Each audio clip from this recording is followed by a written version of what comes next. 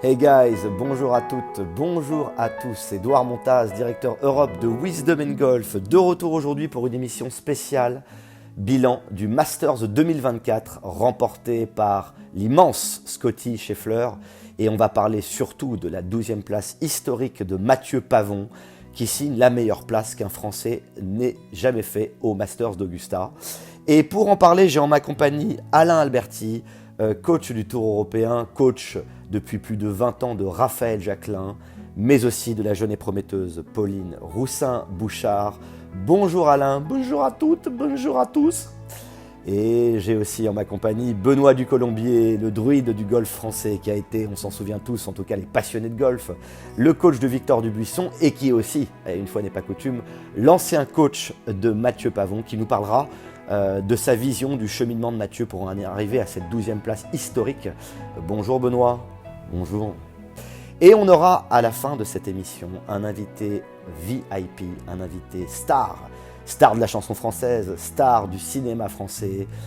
Vous verrez que je n'aurai pas besoin vraiment de vous le présenter longtemps parce que vous le reconnaîtrez très vite.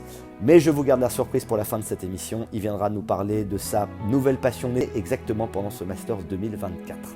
On démarre tout de suite avec le premier sujet de cette émission, la victoire phénoménale de Scotty Scheffler. Alors je vais me retourner vers Alain Alberti pour te demander, Alain, ce que tu as pensé de cette victoire de Scotty Scheffler qui a quand même un petit peu impressionné tout le monde parce qu'on a vraiment eu l'impression qu'il a survolé le tournoi, qu'il est un joueur vraiment dans l'instinct quand il joue au golf, qu'il a une lecture du parcours qui est quand même assez impressionnante. Et je voudrais savoir, toi, ce que tu en tires sur le plan golfique que tu peux partager avec les gens qui nous écoutent maintenant. Je pense que ce qu'a fait Scotty est vraiment remarquable. C'est vrai qu'il a su lire le parcours d'Augusta comme aucun autre. Et c'est vrai que c'est tout bonnement phénoménal. Mais maintenant, si vraiment je dois parler avec ma vision de technicien de ce sport, je dirais que je suis inquiet. Je suis inquiet pour deux choses. Parce que, Scotty est un joueur instinctif. C'est ça qu'il faut comprendre. Et c'est vrai que sur cette première chose, il me fait beaucoup penser à Raph et à Pauline dans sa manière instinctive de jeu. Parce que quand j'ai rencontré Pauline et Raph, ils étaient très instinctifs. Et comme pour Scotty, ils avaient une tendance à être capables de jouer très très bas, à gagner des tournois, mais ils ne savaient pas pourquoi ils le faisaient.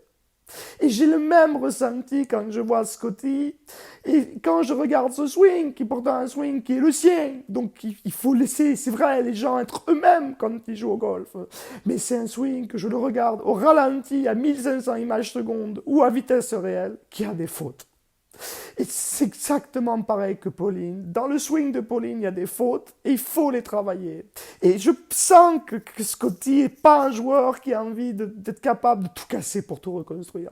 Oui, je comprends ce que tu veux dire, Alain. Mais le problème, c'est que là, il vient quand même de gagner le Masters. Il a gagné 2 fois avant.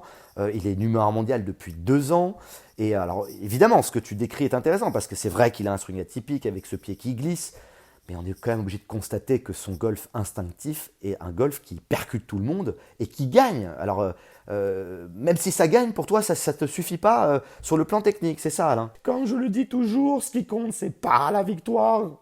C'est pas la victoire. Ce qui compte, c'est d'avoir le bon swing. Un swing en place, un swing consistant. Et quand je vois Scotty, je suis obligé de le dire. C'est pas le bon swing pour Scotty. C'est pas le bon swing pour lui. Non, mais je comprends ce que tu veux dire, Alain, mais à un moment donné, est-ce que c'est pas justement le moment pour nous, Français, de changer un peu de point de vue? On n'a pas gagné de majeur depuis 1907, la victoire d'Arnaud Massy. Ça fait 117 ans qu'on n'a pas gagné de majeur. Est-ce que c'est pas peut-être le moment maintenant de se concentrer plus sur la victoire que sur le swing de golf? D'accord pour la victoire. Mais à une seule condition. Avez le bon swing. Avez le bon swing. Bon, écoute, Alain, en tout cas, je te remercie pour ton intervention. Sache que tu seras toujours le bienvenu dans cette émission avec ta vision des choses et ton perfectionnisme. Alors, je vais me retourner vers Benoît Ducolombier maintenant pour qu'on aborde le sujet que tous les Français attendent, c'est-à-dire cette merveilleuse 12e place de Mathieu Pavon.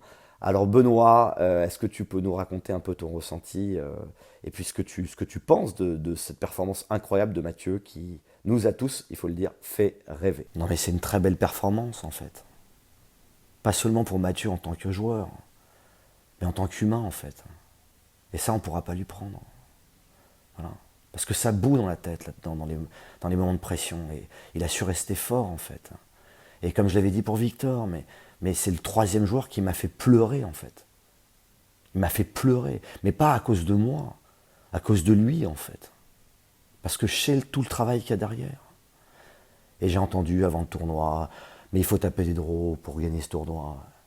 C'est en partie vrai, en fait, parce que certains trous, les arbres sont trop hauts, quoi. Mais il sait taper des draws.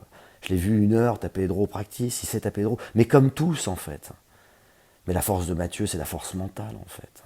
Et c'est le cœur qu'il y a mis, en fait. Et ça, c'est important de le dire, en fait. Merci Benoît pour ce magnifique témoignage qui nous prouve à quel point il y a eu un travail en amont mental de Mathieu pour arriver jusqu'à cette performance incroyable. Et voilà, mais je ne peux pas empêcher, évidemment, parce que les gens qui nous écoutent maintenant mettent en perspective ce qu'a pu dire Alain, alors évidemment sur le swing de Scottie Scheffler, et ce que toi tu évoques sur le travail de Mathieu. Et on voit quand même la différence entre un travail quand même d'une vision très mécanique pour Alain, et de ton côté qui est quand même plus dans le côté d'abord émotionnel et surtout mental. Donc est-ce que vous arrivez quand même tous les deux à trouver un terrain d'entente, j'ai envie de dire, sur le plan des clés, j'ai envie de dire, qui peuvent peut-être faire qu'en sorte que l'année prochaine, Mathieu gagne peut-être le Masters d'Augusta? Non mais l'un ne va pas sans l'autre, en fait. L'un ne va pas sans l'autre. Je veux dire, la question, c'est une question d'ordre, en fait. Moi, je pense qu'Alain pense que c'est d'abord le swing qui fait bouger le club. Et donc il frappe la balle et la balle va au drapeau, donc il travaille sur le swing, en fait. Et moi je pense que le vrai coach c'est la balle, en fait. Voilà, c'est tout, c'est une question d'ordre, en fait. Mais le fond est le même, en fait. Mais après quand je vois Mathieu, c'est sûr que... Mais c'est comme pour Victor à l'époque, ou comme pour Romain, quoi, c'est pareil. J'ai l'impression de me retrouver moi quand j'étais joueur. Plus je m'entraînais au practice, et moins bon que j'étais, quoi, je veux dire, en fait. Alors c'est peut-être là qu'on diffère un peu avec Alain, quoi, je veux dire. Mais la réalité, c'est voilà, moi aussi j'étais en tête d'Open. J'étais en tête de l'Open de France, j'avais 63, Ballesteros 62, voilà, et le swing était parfait quand on me regardait jouer ce jour-là. Puis le lendemain, tu mets 75, et là, tu as tous les défauts du monde, quoi. Alors ça, je vais vous dire, voilà, moi je pense pas que le swing parte dans la nuit, en fait. Alors c'est là aussi, on peut différer avec Alain, quoi. Voilà, où là, je pense qu'Alain pense qu'il y a un travail quotidien. Mais c'est sa philosophie, je la respecte, en fait. Je dirais pas que c'est un travail quotidien. Je dirais que c'est un travail d'heure par heure. C'est là, Benoît. Mais tu le sais, c'est complémentaire ce qu'on fait. C'est complémentaire. Parce que toi, évidemment, que tu parles un peu plus peut-être du côté du vol de balle. Et que tu le sais, moi, avec mes joueurs, j'ai une tendance d'abord à voir ce que le club fait dans l'espace. Et parfois, je demande récemment encore à Pauline. À Pauline, je lui dis, tu m'envoies des vidéos de ton swing, mais je veux pas savoir ce que la balle fait. Ce qui m'intéresse, c'est le swing. Mais après, évidemment, il y a un moment donné, quand même, le contexte du jeu, où il faut reconnecter au plan de vol de la balle, et reconnecter un petit peu quand même à ce qu'on cherche à atteindre comme cible. Donc c'est là où on est complémentaires. Donc je pense pas qu'il y ait une opposition à avoir. Je pense qu'il y a une complémentarité à observer. C'est important. Ah, messieurs, quel plaisir d'entendre les débats qui amènent parfois à des différences et des similitudes entre vous quand on parle de golf. Mais il y a une chose, en tout cas, sur laquelle tout Français tombe aujourd'hui d'accord. C'est, je vous le rappelle, la 12e place historique de Mathieu Pavon. Merci Benoît et merci Alain. Et vous attendez tous. Et oui, on attend tous la surprise, l'invité VIP de la dernière minute. Et je ne vais pas vous faire attendre plus longtemps parce que c'est le fameux, le grand, l'inoubliable Patrick Bruel qui est avec nous sur le plateau. Bonjour Patrick, comment ça va aujourd'hui?